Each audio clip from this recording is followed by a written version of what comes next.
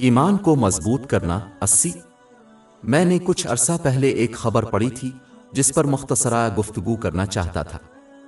اس میں میڈیا خصوصاً تفریحی صنعت میں مسلمانوں کی تصویر کشی کی اطلاع دی۔ اگر کوئی ایک لمحے کے لیے غور کرے تو انہیں اندازہ ہو جائے گا کہ میڈیا جیسے فلم انڈسٹری میں اکثر مسلمانوں کی نمائندگی دو طرح سے کی جاتی ہے۔ انہیں تو انتہائی ذہنیت کا مظاہرہ کیا جاتا ہے جس کے تحت وہ معصوم لوگوں کو نقصان پہنچانے کے لیے اسلام کی تعلیمات کی غلط تشریح کرتے ہیں۔ انہیں بے پرواہ لوگوں کے طور پر دکھایا گیا ہے جو صرف نام کے مسلمان ہیں جبکہ ان کے اعمال واضح طور پر اسلامی تعلیمات سے متصادم ہیں۔ مثال کے طور پر انہیں اکثر شراب پینے والے اور قلبی کے طور پر دکھایا جاتا ہے۔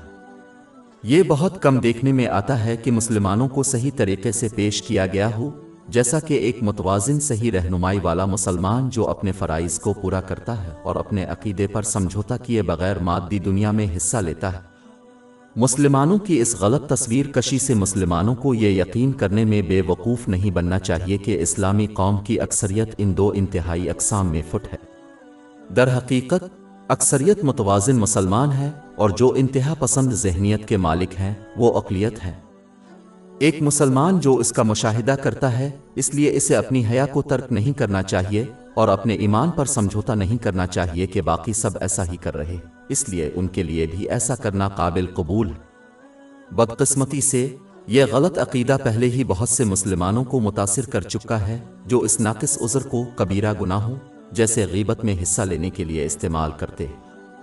یہ ایک انتہائی نادان رویہ ہے جو دنیاوی عدالت میں اپنے اعمال کو درست ثابت کرنے میں ناکام ہے، پھر یہ عذر قیامت کے دن اللہ تعالیٰ کی بارگاہ میں کیسے قائم رہ سکتا ہے؟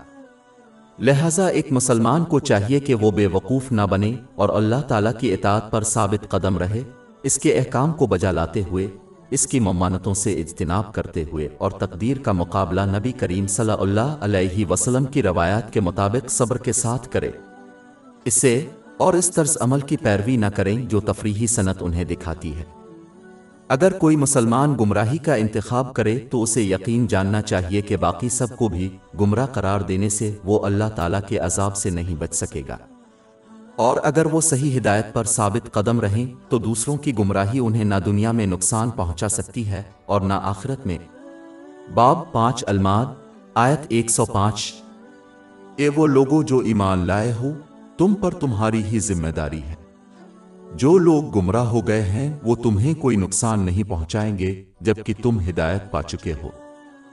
ہماری ویب سائٹ www.sheikhpod.com پر 400 سے زیادہ مفت e books, audio books, infographics, podcast اور بلاگ دستیاب ہے۔